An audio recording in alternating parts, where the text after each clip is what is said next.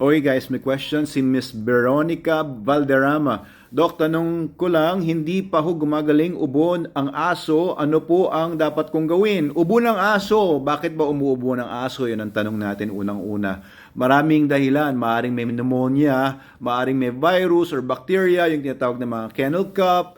Maaari pong may mga iba pang mga virus like distemper, inuubo din ng aso pag may distemper. It could also be an obstruction lang sa lungs, sa trachea, or sa windpipe, and it could be an act na ini-expel niya. Baka may plema, baka may foreign object, baka merong foreign body doon, or it could be an outgrowth, could be a cyst. So maraming mga dahilan. Maaari ding may heartworms. Yung mga heartworms nasa bagay yan eh. Nagpupunta lang sila sa heart kapag namatay yung aso. Kaya sila natawag na heartworm. Pwede rin na merong allergies yung aso. Maaaring nakalanghap ng kung anumang toxins or allergens. Marami pong dahilan. Pinakamaganda po, Ma'am Veronica, dalhin niyo po sa vet ninyo. Ang gagawin ng vet niyo, titignan kung may discharges.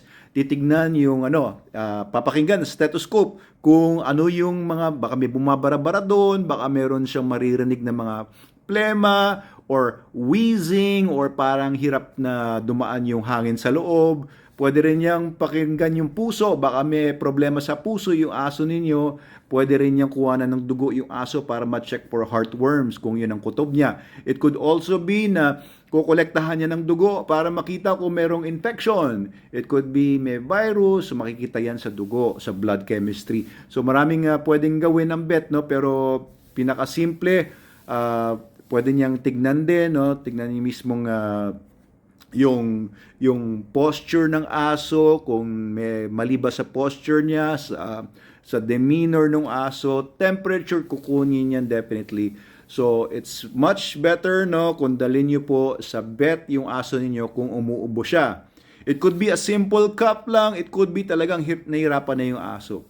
So wag tayong magpakampante, no, kung yung aso niyo po umubo lang konti, baka hindi niyo dapat na ika-panic, pero wag na natin i-ignore kung medyo humahaba na yung panahon at saka medyo nakikita natin na nahirapan na po yung aso natin or pusa or kung ano mga animals yung nahirapan na. Okay, so maaari pong magreseta ang doktor ng antibiotics lang or something to boost the immune system, or baka kung may makita siyang iba pang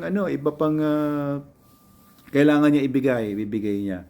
So I hope na okay po mga pets natin dyan. Ayan po. Bet po, Ma'am Veronica, dalhin niyo po agad.